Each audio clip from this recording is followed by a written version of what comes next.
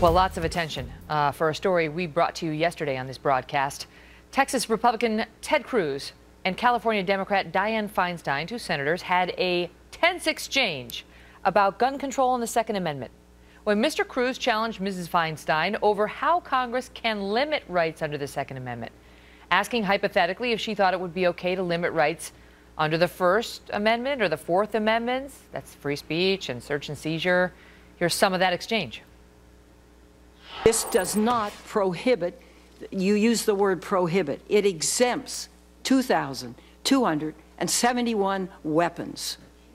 Isn't that enough for the people in the United States? Mr. Chairman? Do they need a bazooka?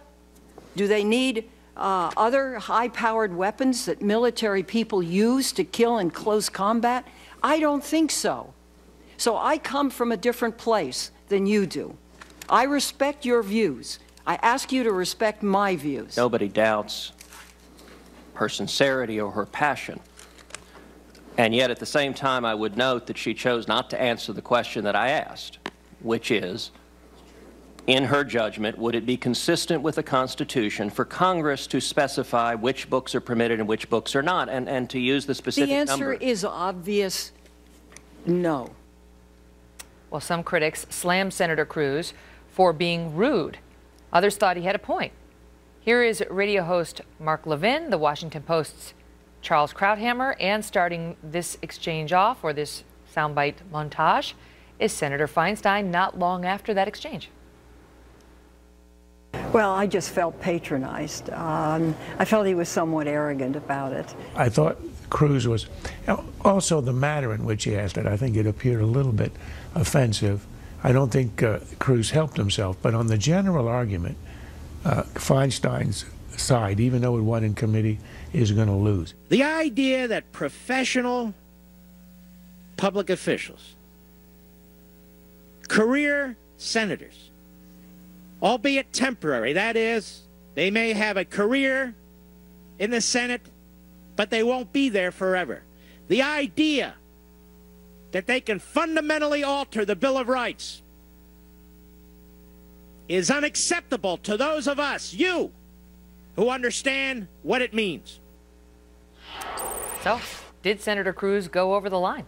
Joining me now for a fair and balanced debate, Ben Ferguson of the Icon Radio Network and host of the Ben Ferguson Show, and Simon Rosenberg, president and founder of NDN, a think tank and former Clinton campaign advisor.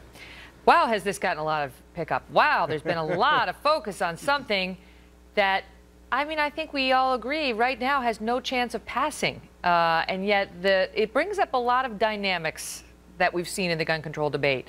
And are people being respectful of one another's views? Is one side trying to alter our fundamental constitutional rights?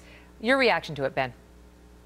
Well, I think the biggest issue that Ted was bringing up, the senator was saying, look, who are you to decide what gun I can and cannot have based on you basically saying, well, I know there's a Bill of Rights, but I still, as one senator, think that all these guns on my special list are inappropriate for you. She said, do you think you should be able to have a bazooka? Well, Dianne Feinstein should know this. It's already illegal to own a bazooka in America. Why even bring that up? But the point he was making was, so why do you get to decide which guns I'm allowed to own, because the Constitution says that you as one person should not be able to go out and then give your special Dianne Feinstein list, which is exactly what she did. She put them on the pegboards in Washington, D.C., saying, here are the ones I think you shouldn't be able to have. Before I get to Simon, Ben, do you think he was rude? No, I don't. I think it's about time we had people that actually were blunt in Washington. They're blunt in front of the cameras every day. Why not be blunt to one another and actually get something done? Simon, same question to you, and I want to give you some color from you know, a right-wing critic who says she doesn't think, Ann Coulter, she doesn't think he was being rude, and she actually thinks that we need our politicians, especially female politicians, to toughen up, go in there. Don't come out and say he was patronizing me, he was rude. Come out and say, I'm a U.S. senator. I can handle myself. I think anyone who knows Dianne Feinstein knows she can handle herself, Megan. And I think that what she was saying was that there is a tradition of decorum in the Senate, that the way that senators talk to each other historically in open settings like this, there tends to be a level of bipartisanship and friendliness that is an old tradition. And I think that there was a sense that this rookie senator from Texas kind of violated the rules, the unwritten rules of the Senate yesterday by the way that he challenged, the chairman of the committee. I think on the other issue of the argument itself, and I'm not a lawyer and you are, Megan, you know that the role of Congress is to interpret the Constitution, and as things change over time, where the Constitution is over 200 years old, it wasn't perfect. In fact, we've amended it, we've made changes to it, and Congress's job is to apply those principles to new and changing circumstances.